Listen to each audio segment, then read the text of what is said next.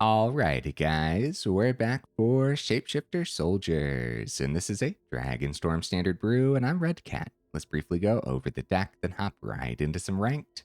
We have all four Naga Fleshcrafter. It's a 4-mana 0/0. You may have this creature enter as a copy of any creature on the battlefield. Cool.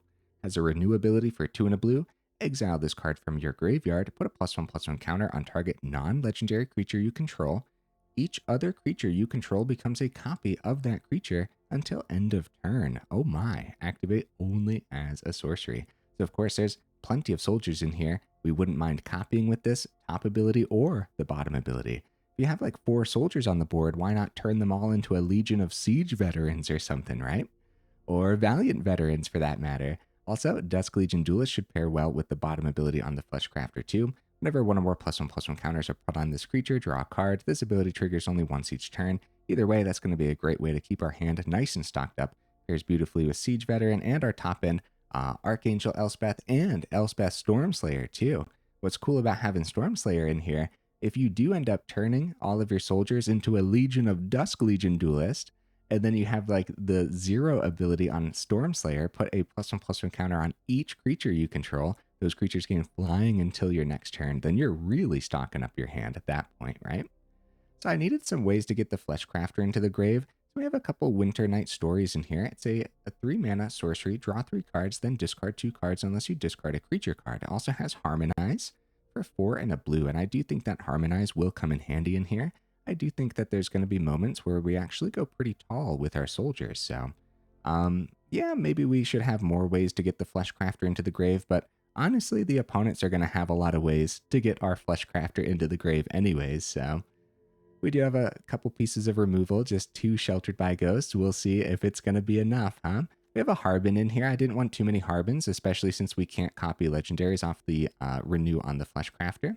Got a couple Mockingbirds, more ways to copy or duplicate our important soldiers.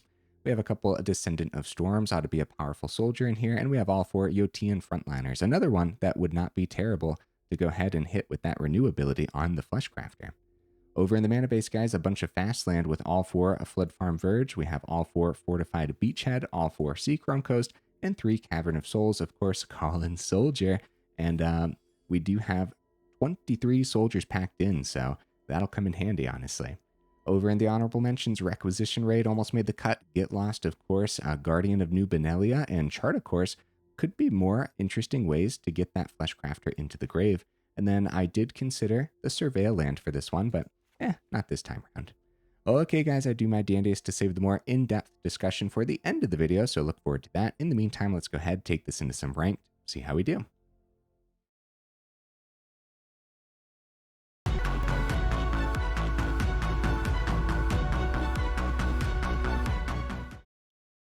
All right, we'll see if we can get right into that first game. In the meantime, what am I expecting from the build? We don't see many soldiers nowadays, man, but I mean, this one's pretty different. I'm expecting a little bit, honestly. We'll see. The meta has been brutal, though. Everyone's really bringing it to the table. Oh, I like this first hand. Yeah, totally fine. And we have 24 total mana packed in. So it should be easy peasy to get to our 5th for the Stormslayer when it comes time. And I'll just go Floodfarm Verge for the turn, I suppose. Doesn't really matter which land we actually choose there. Okay. Call Soldier. Let the opponent know what they're dealing with. And I suppose Dusk Legion Duelist, but I really don't want it to get popped. I'm actually going to play around that Burst Lightning just in case. Just in case it's over there, right? Voice of Victory. Okie dokie's got to do this now. Resolute Reinforcements. And more mana is not terrible. So I suppose now's the time for the Siege Veteran. Get it established, get the extra counter. Next turn we can worry about the Duelist. Yeah, utilize the mana while we have the mana, right? And I suppose we don't want to put a bigger target on the Veteran. It'd be nice to get it above the Burst Lightning range, but I guess I'll put it on the token. And no great swings there, so we just hold back. Got that mobilized too. I'm a little bit concerned. I think I'm just going to take 3. We can try a block, I guess, with the token that I just made. Take 2. I don't want to lose the reinforcements first of all, and I don't want to risk a block with the Siege Veteran. Yeah, that's probably fine. Okay, another Voice of Victory. That's actually pretty scary. Okay, more mana. Okay, that's enough mana. We don't need any more for the rest of the game. So, hopefully the Dusk Legion Duelist draws us something pretty good here. We can get the Verge down successfully. Duelist before combat, because that's where we're plugging the counter. Because we want to draw. A lot of 2-drops to draw into. It's more mana, guys. Oh no, 7 mana is way too much for what we're doing. This time we do have a swing though, which I'm going to take. We do get 2 through. Oh! Yeah, they don't know what's in our hands, so they just go ahead and take all 4. That's much better. Yeah, we had 2 open mana, so... Okay. Okay, I'm a little bit afraid to block with the Duelist, but it wasn't anything last turn. I'm going to try it. I still want to keep the reinforcements because we still want to have something to boost with the Stormslayer too when it comes time. Let's try it. See what happens here. Oh no, it might actually be something this turn. It is. It's a... Ooh. I mean, I'm kind of glad we blocked. That could have been a lot of extra damage. But now we don't get the card draw from the Duelist when it comes time. Frontline Rush, it was the bottom ability there. Oh, Mockingbird's pretty good. But I'm pretty sure we just go Stormslayer. Now the 0 ability. We might as well go wide, right? A 0 ability is just an extra 4. For 10 total if we full swing. And we could die if we're not careful too. We probably just go the plus ability. It doesn't really matter. Since the opponent's tapped out, it doesn't matter if we do it before combat or after. But we can, I suppose, boost the reinforcements now, swing for 6, and try for lethal next turn. And keep 3 emergency blockers. That makes a lot of sense. And also, Stormslayer should have a huge target on its back now, too. War Leader's Call is pretty darn good, man. Crap. So we're taking 4 damage from that, and then each of these are boosted. Looks like they're swinging 2 to Elspeth. Wait, where are these swinging? We're at 9. I think they're swinging 10 to us. So we can chump 1, right? And 2 to Elspeth? That's it? I guess. So 1 block. Down to 1. Wait, they already played their land for the turn, right? Okay, good game, opponent. Good game. I got scared for a second. I don't know if they played their land that turn or not, because if they didn't, they could surprise land and then burst lightning our face. Like, I was waiting for some more burn that game too. I wanted to make sure that we kept enough on the board regardless. But we could have easily blocked 1 more just in case just in case it was going to be a surprise land. We could have easily blocked 1 more, kept 4 creatures, and still had the 0 ability on Elspeth to boost 4 of our creatures for an extra 4 damage, and then also Siege Veteran was going to boost 2, so it still would have been enough. I should have been a little more cautious there, as that was pretty sketchy. Dude, nice. Seeing the flood didn't actually end up mattering, which was pretty nice. Now the opponent missed mana for a couple turns there. They missed their 3rd for a couple turns, right? Still, Voice of Victory, good enough card to carry the game for a few turns for them, for sure. especially with 2 of them on the board. All right, we'll give it a shot. Oh, I guess we could have even blocked. We could have full blocked with our tokens because we also had Mockingbird ready to copy Siege Veteran in hand. That would have been an extra 2 counters. Well, an extra 1 counter from the Mockingbird, then the Siege Veteran, then an extra 3 counters from the Elspeth Might. We should have full blocked in that last turn, guys, just in case. And we could have successfully full blocked too. Okay. I guess we'll just keep the reinforcements open here over the veteran. It's going to be a moment of truth. Let's see if they get omniscience to the grave. No, it's going to be a plains, luckily, for now. Oh, Hadigen. Oh, not the same deck list, huh? Okay, this is, it's totally fine to do reinforcements now. But, so Mini Reanimator. Mini Reanimator's equally as scary.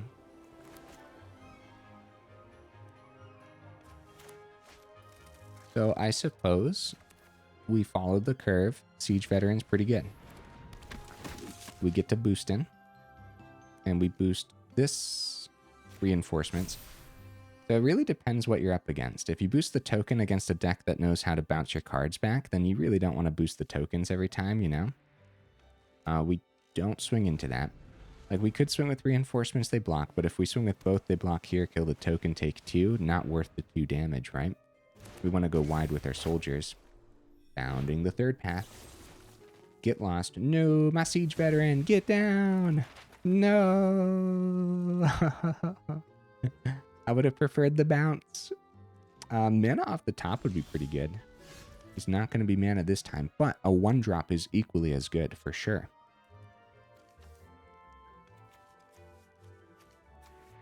So, let's just try to establish our soldiers. And we'll start with Frontliner, I suppose. Now, these deck lists definitely know how to counter. I really don't want Valiant Veteran to be countered, but at least it has the bottom ability for later on, too. So it's probably...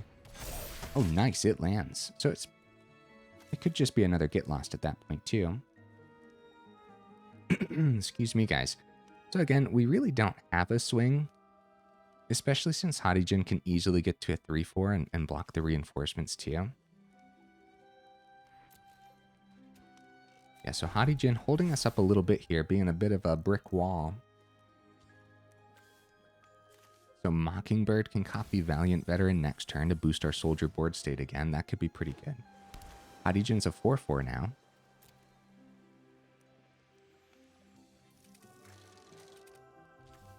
Yeah, mana off the top. We could, okay, it's not going to be mana. It's going to be more top end. That's okay, because we'll eventually see the mana.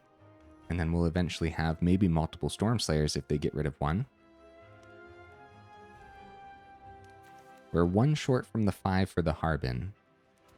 But getting them into the air could be good. Well, I mean, Hadigen blocks in the air regardless, but the extra +1/+1 could be good. We do the same concept here with the Mockingbird. X is 1. So you pay the 2. And then hopefully we can copy Valiant Veteran. They still have terrific blocks, though. Or a terrific block.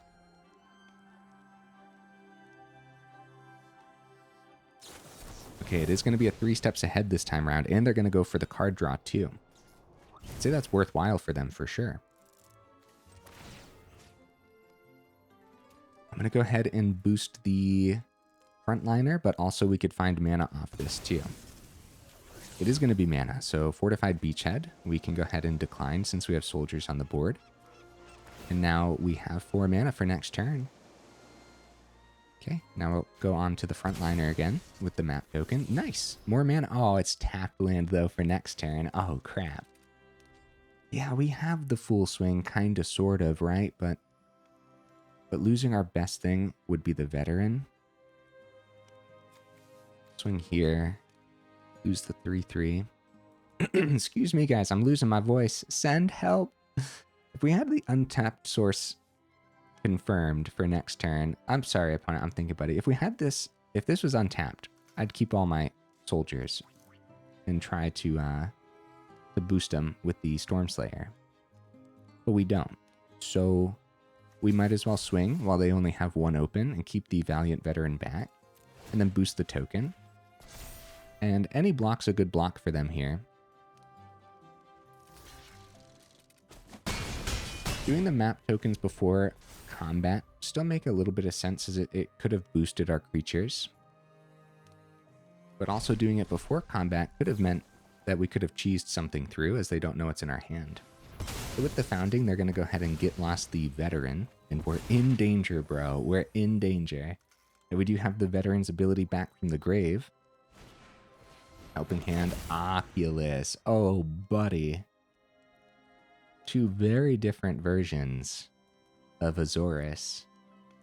And right now, theirs is holding us up big time. Now, the Fleshcrafter can copy the Oculus. I guess Oculus is a much better copy than the Hotijin.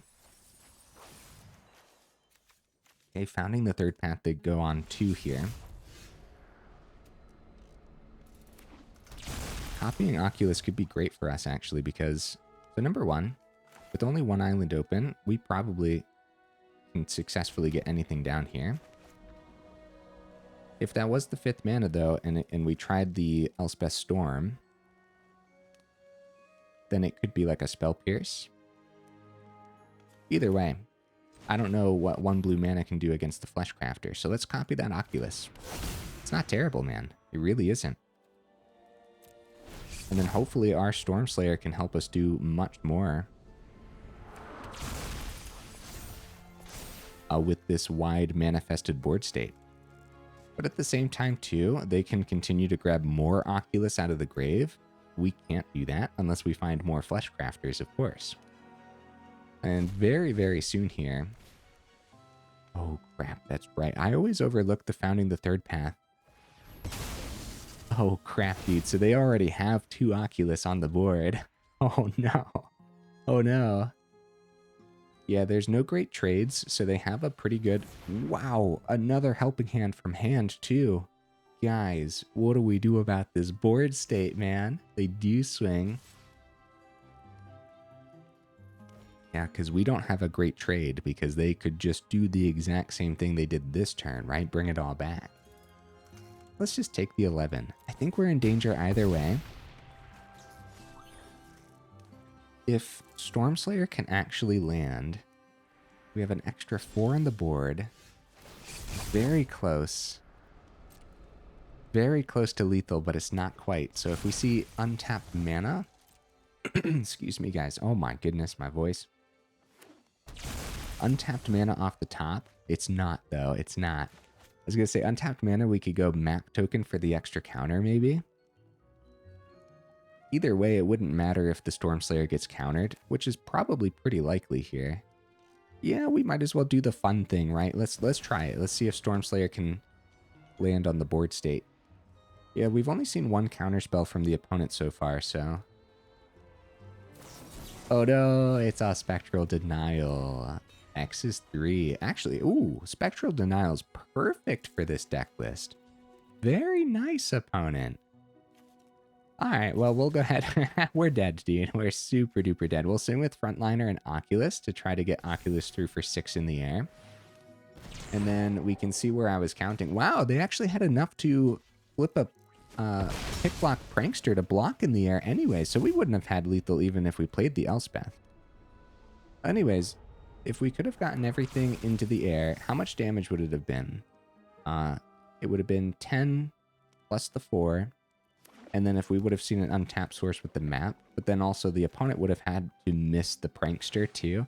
So a lot of things would have had to line up perfectly for us, right? Good game, opponent. That's a pretty fun swing. That's a lot of chunky things in the air. Yeah, I suppose it could have lined up a little bit differently for us, but I don't know, man.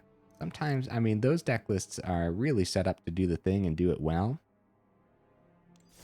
A lot of things would have had to line up differently for us to actually pull that through. Oh, guys, while I have you here in the middle of the video, make sure you check out that description where we do have that Discord link, as well as that Patreon link too, if you're interested in joining either of those up or supporting the channel that way. And also, guys, for the YouTube side of things, if you like the video, make sure you actually drop it a like. And if you enjoy the channel, then consider subscribing because it really does help out the channel. So thank you, thank you. Guys, I know we don't have a blue source, but I'm going to give this a shot. Yeah, I mean, there's a lot of dual lands packed in. And we are kind of splashing blue anyway, kind of, sort of, right? I mean, we have enough blue cards to maybe not consider it a splash, but still. Valiant Veteran. Probably Duelist. We have 2 Duelists is the thing. We'd rather they pop a Duelist before the Veteran, right? Also, Veteran's better when it's a surprise. Like, surprise, boosting all my soldiers type of thing, you know? So let's try the Dusk Legion Duelist and let them pop that instead of the Veteran, of course. Now, if they pop the Veteran, then yeah, we do have the bottom ability on Veteran. But no, I think I stand by that. Dusk Legion Duelist was the one to let them hit. Oh, Winternight Stories. Oh no, guys. Oh no. Okay. Well, hopefully we don't see any more of our blue cards unless they're land.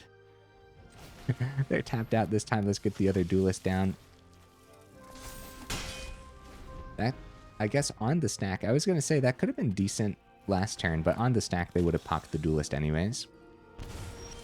So Creature of the Schism's a problem. There we go, Seachrome Coast. Nice. Nice.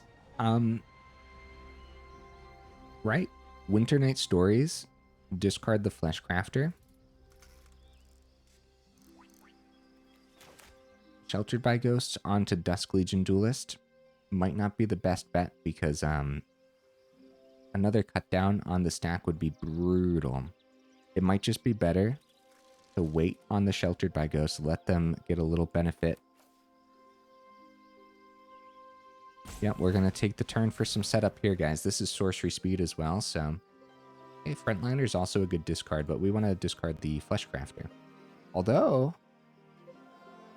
we do find the 4th. Now, the 4th is probably going to be the Archangel Elspeth, though. Okay, no attacks. Even getting the Legion Duelist to a 3/3, not doing too much because of the Death Touch on the Preacher of the Schism. Speed Demon. Oh, buddy, we're in danger, bro. We're in danger. All right, going down to 18, then down to 16 from the Unholy Annex. Also, they're going to go ahead and draw 2 and lose 2 here. Do find more mana, which is not terrible at all. So we do have Fleshcrafter ability to turn the whole board into Dusk Legion Duelist, but we don't really have a lot of creatures out there. I'd love to do the Archangel Elspeth, but Sheltered by Ghosts is like a must now that they have the Speed Demon on the board. And I'd love to draw on the Legion Duelist, but it's just not happening, huh? Legion Duelist already has a huge target on his back, so we should probably get the Sheltered by Ghost underneath the Frontliner. But the extra ward cost, no, they get around ward easy peasy. They have 5 mana already, right? Tough decisions, man, for real. You can also take the Unholy Annex, and then if they got it back, they'd have to pay for the room. But we should probably just take the biggest threat off the board, and that is definitely the biggest threat. And they have a pretty good chump here, so they probably take the chump. They go back up to 15 and take the 3. Now, if they pop the Frontliner, yeah, it's like I said, they could easily get around the ward regardless. Oh, they go Shieldred for the turn, so they don't opt for the Speed Demon. Go for the swing on the creature. No blocks, so we go down to 17. We have Elspeth Stormslayer. Establishing that, swinging in the air. Gotta be careful with that Shieldred. Now, they are at 12, guys. We have 8 on the board. Plus 3 from the Stormslayer. That's 11, plus 1 from the Frontliner. But they have 2 Swamp open. The odds of them having Yeah, the odds of them having removal is high, right? Very high, probably. Should we still try it? If we think we're in danger, we might as well still try it. I'd love to actually do the thing with the Fleshcrafter, though, but... yeah, let's do it, man. Now, oh, we do get the card draw. That is good news. Okay, I'm going for it, dude. We'll boost the veteran. All of them have a huge target on his back, so I'll go for the throw on the veteran. I mean, we knew that those two were too open for a reason. We have an emergency blocker with Dusk Legion Duelist, and we are at 16 thanks to the lifelink on the Sheltered by Ghost. We don't want to forget they can power up Soulstone Sanctuary for a demon on the Annex too. We're also taking 2 when they pass it back with the Shieldred. Oh no. Revenant blocks so well. That's not good news. It looks like Stormslayer taking a huge chunk of damage away from our face here.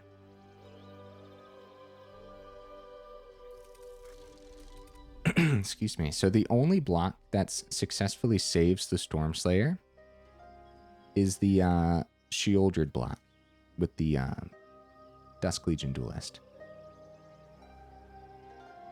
And the Shieldred block is actually pretty bad. They still got 4 open. They could still pay to get the Speed Demon back here too. I think we just let the Stormslayer die, which breaks my heart, but it is what it is, right? And then we're going to take... is this a demon? This is a vampire. They could still play a 4-mana demon here. Okay, back up to 9. Okay. Card draw. It's a land. Down to 14. We go ahead. I guess we can actually just get Verge down. Since they don't have any blue sources, we don't have to worry about the Cavern. Just actually get a blue source on the board that the Fleshcrafter can use too. It's interesting. The Revenant blocking so well in the air. I'm wondering if we just go Fleshcrafter from hand and copy that Shieldred or something. Copy the Revenant too. Also draw on the Winternight Stories. Dude, this is way too much, man. I'm thinking opponent. I'm sorry, dude. I'm sorry. We have just like a couple cards here, but there's way too many options for the whole turn. And Revenant's such a huge problem with the life gain and everything too. And the more we draw on our turn, the more we take damage from the Shieldred. We don't want to get too punished from Shieldred, but I guess we'll just go Fleshcrafter from Grave just to see it do the thing, because I think we're in danger either way. It is going to be a go for the throat, guys. Oh, no. Yeah, they don't even care about getting the Speed Demon back. They just wanted to tempo us out as much as possible there. And we have Winternight Stories, but we don't want to draw 3, lose 6 from Shieldred. So that's that, huh? Oh, no. And that's a really, really good trade for the opponent too. So kind of stuck between a rock and a hard place for that whole turn. If we went Archangel Elspeth instead and went plus onto the Duelist, they still would have went go for the throw on the Duelist, but we'd at least have the Archangel Elspeth established, which is important. I guess the idea there was to use the least amount of mana possible to see more off the top. So if we saw like one of our 3 drops or something, we could still play it, but it just didn't end up working out at all. So I think Archangel Elspeth was probably a better bet, just based on if we could have guessed that they had more removal, which against Mono Black, it's a pretty easy guess, right? Oh, Gix's command. Oh, dude, we are out of this game, huh? They get the Speed Demon back. They get a great full swing here. And honestly, we might as well chump to get 1 extra turn here. down to 6. We're going to lose 2 from the Annex and 2 from the Shieldred. If we didn't chump, we'd be down to 2 right now, and we'd die this turn from the Unholy Annex. They go back up to 25. We're almost there, guys. We're almost there. We can do this. Where's the emergency board wipe when you need one, huh? All right. So we're down to 2. We'll call Soldier on the Cavern. And we will copy. Yeah, it's too bad. It's too bad now we don't have 8 mana, right? Because copying like Speed Demon or the Revenant. Unfortunately, Revenant will just be a 3/3. That's still a pretty good copy, though, honestly. It is. But either way, we don't survive the full swing. So let's just go Winternight Stories and die that way. Good game, opponent. Good game. We'll drop the Fancy Pants GG. Discard a creature. Yeah, the Fleshcrafter.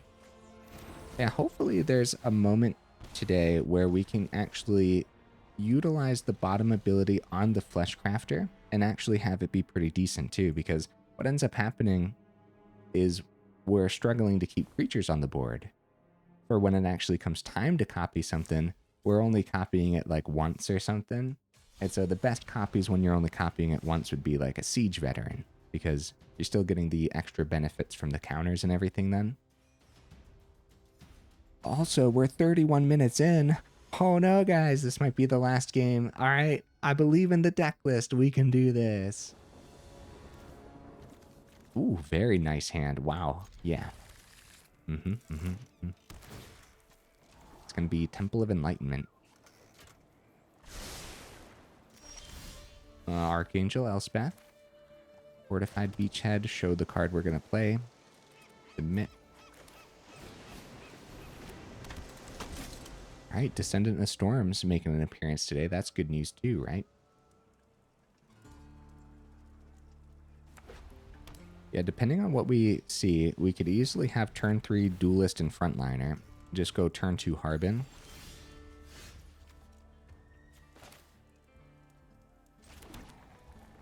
I mean, it is a 3/2 flyer, so... Or we could just endure on the Descendant. Spirit, not a soldier, but enduring on the Descendant is probably actually the best bet. But instead of Spirit, I am going to go for the counter for extra damage. The reason being, what we could be up against is a board wipe style deck list. Synthesizer, okay. Okay, so if I remember correctly, sometimes we see Sunfall and Synthesizer. Other times, we sit there waiting for the Sunfall, but it never happens, so... Right, Plains, we're drawing pretty well, for real. Yeah, I'm not going to play around the Sunfall. We're going to establish things now. Yeah, against Synthesizer, now we also have to be ready for them to go wide with Constructs. And that's where the Harbin should really come in handy. Or just flying over the Constructs, too. See what they hit with the Battlefront. Hopefully they miss a little bit here. Temporary lockdown. Well, I would say that's not a miss, huh? Oh no, guys. Brutal stuff. Let's reestablish the board state here a little bit. Call Soldier on Cavern. Get the Harbin down. Get the Dusk Legion Duelist down. And hope that they don't have a United Battlefront. Or another temporary lockdown just chilling in hand, too. Because another 2-for-1 would definitely take us out of the game. United Battlefront. Alright. Let's hope they miss a little bit. Just a couple clay-fired bricks or something, right? It is the top 7, so it's really hard to miss something good. 7 is a chunk of cards. Synthesizer, and the Assimilation Aegis will take the Harbin. They let us keep the Dusk Legion Duelist, but now they have 4 8/8s on the board, guys. Brutal stuff, for real. Fleshcrafter, nice. That's not terrible, but either way, this is going to be the Archangel Elspeth. We'll go for the -2 ability. Get the Legion Duelist into the air, get some card draw. Mockingbird is actually pretty decent, right? So it's mana value less than or equal to the amount of mana spent. So we could go Mockingbird for 1 and copy a construct. I guess it would be a 1/1 because we don't have artifacts on the board. Let's go ahead, just play Mockingbird as Mockingbird. We don't have to copy anything here. Well, I guess we could copy a construct. It'll still be a 1/1, right? So, yeah. And it blocks. But either way, Full Swing brings us down to 1. So all they need to do is boost. Oh my goodness, opponent, the 3rd United Battlefront. Yeah, all they had to do is boost the constructs 1 time. I'd say that does it, huh? Glass Casket also picks up either one of our creatures, and the Perilous Snare picks up the other one. Oh, they're actually gonna take the Archangel Elspeth and let us block one of these. Ah, okay, that's nice. Well, maybe, right? They still have 2 cards in hand. Repurposing Bay, pop a Synthesizer, grab a Tempting Apple, take our creature with the Tempting Apple. -53 opponent. You almost missed lethal there, buddy. You almost missed. Dude, how brutal could that be? I'll tell you what though, the temporary lockdown, if they missed that lockdown, I think we could have pushed that aggro through. What do you guys think? Okay, one more. We're pushing it overtime. Guys, we can't end with another Azorius build bullying us, right? We gotta do the thing. That was such a good hand too. Oh man. Yeah, United Battlefront, we've been seeing it most often in the Synthesizer builds, but we've seen United Battlefront in Azorius builds as well with Skelly Bellies.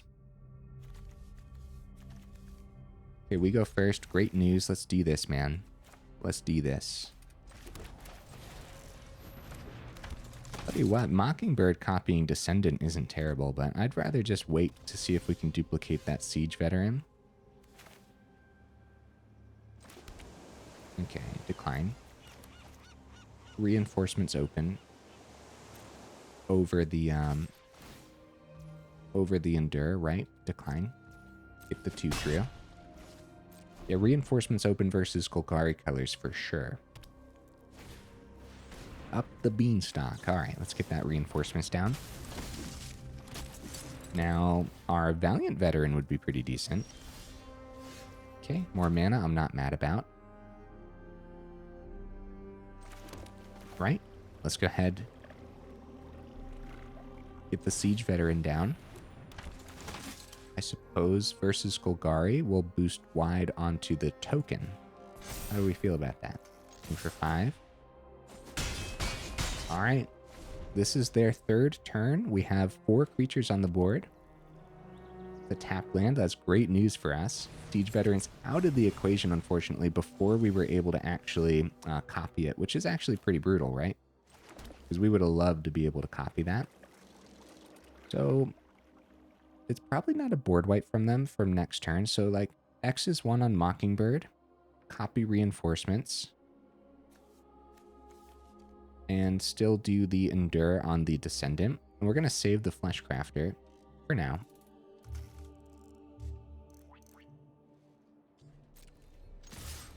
And I think we Endure with a counter. Going wide's pretty good too, but I just think extra damage now makes more sense. All right, let's do X is 1. Copy the reinforcements, although copying the Descendant again wouldn't be terrible. Yeah, going wide with that. And we could have went even more wide off the Endure, get another Spirit too. So that's all something to consider. It's going to be Virtue on the Descendant. They go back up to 11, unfortunately. Harbin, wow, dude. Good thing you found removal upon it, huh? The Harbin's crazy, man. Oh, buddy. Okay, we're still gonna... I mean, over the Fleshcrafter, we probably just established the Harbin. Well, let's see if they take out one of these other soldiers first. Still got 2 mana open. They don't take any more out. If we go Fleshcrafter... Yeah, never mind. I guess we Fleshcrafter our reinforcements, right? It gives us 6 soldiers on the board. Now if they remove one, we have the Harbin. Swing for 5 and the boost. I guess they could pop the Harbin before the boost too. Gonna be Sheoldred, guys. Harbin's gonna be brutal here for the opponent, huh? Oh my goodness. Now they still have a swamp open. This could be a cut down though. It was not a cut down. We got there, guys. Ending on a high note. To my surprise though, I mean, we still had to take our time. You know what I mean? Like we're actually really struggling to do like the most aggressive thing possible at any given time. And that could be how I established the deck list. That could be how everyone else's deck lists are built to actually deal with mice and Quarry Steelcutter and all that other stuff too. So it's kind of hard for other creature builds to actually break through. Or it could come down to luck sometimes as well. Either way, more testing required, as I like to say, for sure. I will say this, now the main build around was Fleshcrafter and just like copying important things or copying important things from the opponent if they ramped or something important like that too. However, we could probably get away with 2 of these and just lean it further, soldiers. It is a cool concept, right? It's a equal concept to Mockingbird being in here to duplicate things like Valiant Veteran, Siege Veteran, or anything like that, right? Or yeah, bottom ability, renew, turn a legion of soldiers into your most powerful soldier. Like, yeah, I would have loved to see Fleshcrafter bottom ability, like in that last game or something too, right? Where we just went so wide by copying reinforcements over and over. That was nice. We actually showcased a huge part of the deck list there, where copying reinforcements with Mockingbird and then copying it with Fleshcrafter was really powerful, actually. Because then we were able to give the boost with our 1-of Harbin too. That was excellent stuff.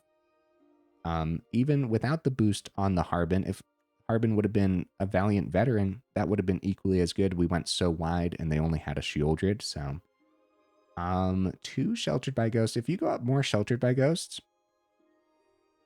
I don't know. It's one of those things where we struggled to actually do the aggressive thing, and we don't really want to go into that mid-game or mid to late game, right? So we're really just trying to slam soldiers and boost them fast enough to where the opponent's sweating either way, even if you're not removing their things. But versus some of those games, like the mono black deck list, for example, more Sheltered by Ghosts would have been really good. Like if we saw a second one or something. Even so, for mono black, it's pretty easy to get around Sheltered by Ghosts too. Especially if you only have 1 creature on the board. They play Momentum Breaker sometimes, but what we've been seeing a lot more of for a very good reason is Strategic Betrayal as well. Now in this deck list, you're not always just going to have 1 soldier on the board, but against mono black, you might, because they're popping everything. Cut downs, go for the throats, and all their other spot removal goodies, right? So it's really tough to say. I'm on the fence about more Sheltered by Ghosts. I think the 2 definitely work. Maybe instead of like Sheltered by Ghosts, we could drop 1 of something else, go up that, get lost, or drop 2 of something else, go up a couple, get lost. Again, not really what the deck list is trying to do. It's not opting for survival. We're opting for aggro, and the question is then, can we be aggressive enough to actually deal with things? And in today's matches, I suppose the answer would be no, but I'm not 100% convinced. I think more testing required for sure. And then after that, after you do end up slipping into the mid game, then we're hoping that everything on this top end can still pull you through. So especially Stormslayer, especially that 0 ability after you have all your soldiers on the board. And if you do have to go further into that late game, then the +1 ability on Stormslayer is pretty gross too, as you're generating 2 soldiers. Now technically it's just create a 1/1 white soldier creature token, but with the passive ability on the top, if 1 or more tokens would be created under your control, twice that many of those tokens are created instead. It also works really well with reinforcements, right? And then any creatures that you're copying with the reinforcements too. Keeping your hand nice and stocked up in a deck list like this is pretty important. All 4 Dusk Legion Duelists make sense for this version of soldiers. But I do think if we want a different version of soldiers without Dusk Legion Duelists, then we could find a more aggressive path. But yeah, keeping our hands nice and stocked. The Winternight Stories was pretty cool too. But we didn't really get to see it do too much today, but it's neat. I really like this card. And the last time I played Winternight Stories too, I brought up how I really like it. I think Harmonize in the right build is just really a really powerful ability. Winternight Stories, I think we go tall enough too. I think if you play this for 3 mana and you get a Fleshcrafter to the grave, and then you eventually play it for 2 mana by tapping a 3/3, you're not mad about that at all, dude. And your hand is just completely restocked at that point as well. But that doesn't mean we want more of them. I think 2 is a sweet spot. I could even see 1 for here. Again, it's like I said, we're trying to do the aggressive thing. And this version of aggressiveness, I suppose, really relies on having extra cards in hand, playing multiple things on the same turn. That's why we landed on 24 mana instead of like some aggro deck that's rocking like 22, 21, right? We have all 24 because we really do want to see mana every single turn. You don't want to miss your 4th in this one, not just for your 4 drops, but to be able to play 2 of your 2 drops on the same turn. That's actually pretty essential, I would say. And you definitely don't want to miss your 3 by any means, my goodness. Whether it's a 2-drop and a 1-drop or one of your powerful 3 drops, Siege Veteran is still a pretty powerful card, and we don't really get to see it very often anymore, just based on what we're up against. But there's a reason it has a huge target on its back when it actually lands, too. And then they have to pop the Siege Veteran first. In other words, we get extra 1/1 soldiers as well. So, and multiple Siege Veterans on the board, as we know, is very powerful. So it fits very well with this whole copying things business. Okay, guys. I guess a lot to say about this, right? And also, we could have packed this sideboard full of powerful soldiers. Oh, and guys, the next time we visit soldiers will probably be in the Final Fantasy set, and it looks like I'm thinking Boros soldiers. I think some Boros soldiers would be really fun. Yeah, anyways, let me know what you thought of the deck list down in the comments. Have you been playing soldiers? What does your soldier deck list look like? What would you add or take out of this one? I'm thinking maybe like we could drop a Winternight Stories for a 1 Get Lost. I could see that. Personally, I'm not going to change anything because I think the deck list needs an overhaul. And so I think that would require changing a lot. And like, I mean like dropping down to 2 Fleshcrafters and everything as well.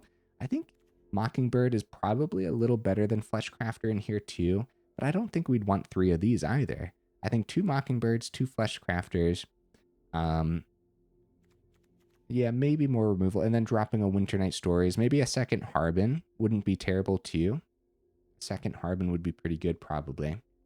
The 1 Archangel Elspeth was decent, and I do like the 2 on the top end as well. And one of the reasons, guys, by the way, when I was saying like, yeah, we're trying to do the aggro thing, we don't want to get into that mid to late game. Even though we have mid game things like Stormslayer, the concept here is we could maybe trade them out too to like the Winternight Stories, but without having more to trade out, it doesn't really work that way, does it? Right? So maybe if we had the Charter Course in here that made the honorable mentions, and the Charter Course was in here as like a 3 of or something, then I guess that would make more sense. But yeah, you guys saw in those games where it's not going to be unheard of at all to get to your turn 5, and then maybe you can close up on turn 5 thanks to the Stormslayer. And then you won't get into that mid game, even though turn 5 is the start of the mid game nowadays. But you guys know what I mean, right? Yeah, I like the 2 Stormslayer. All right, enough rambling, huh? Yeah, if you made it this far into the video for real, y'all are champions. I super duper appreciate you, and I will see you in the next video.